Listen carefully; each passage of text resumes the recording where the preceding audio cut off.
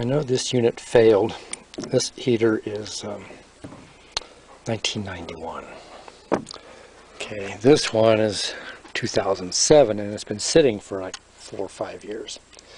But these little stub nubs here are different lengths. So I gotta break this solder here, just so you know. See that? So it only goes on one way. And then the other way it won't fit.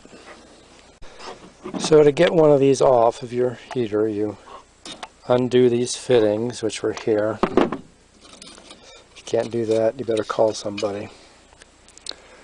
I had to do that to get inside of this unit to see what things looked like. And aside from this, everything looks fine, so we'll clean this up. And I'm going to swap these out is what it looks like. Maybe not. May be able to swap that jet out. Can you see the jet in there? And it's in the middle between those two screws. That's natural gas. We need propane. This pulls out, which I'm not going to show you now, but it's just like a little one-way valve back there. So I just removed the other burner from the known bad unit. That was rust. That was a pile of rust, which tells us that the bottom of the tank is rusting away. The owner wants it repaired. He says, I'm not buying a new one. A friend has this used one, so hopefully we'll be able to make some swap arounds.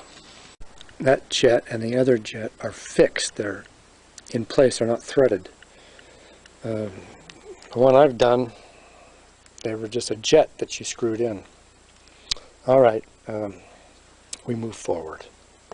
So I'm going to try and measure that jet and see if I can find some oxyacetylene tip cleaners and pieces of wire, and those will be my go no-go gauges. So my friend said this unit was gas, LP, but it's actually propane. I didn't look here, I just took his word for it, but I measured this with a piece of 10 gauge wire, and they were both the same diameter. But I'm just going to clean this up now and install it where the bad one is. So 20 minutes on the wire wheel. Put some plumber's putty or some Teflon tape on there and thread her in. Alright, so we got the new one installed, 50 gallons instead of 40.